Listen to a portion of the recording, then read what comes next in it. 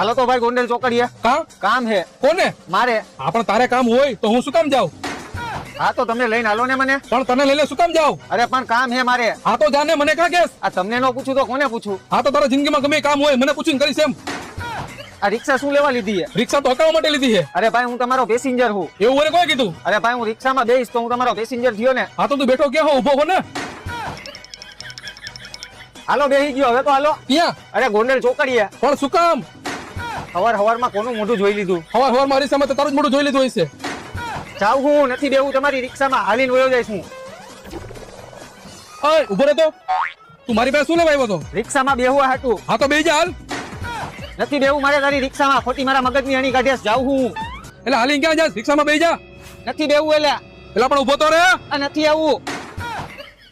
4 દી પછી માન એક પેસેન્જર આવ્યો તો પણ એને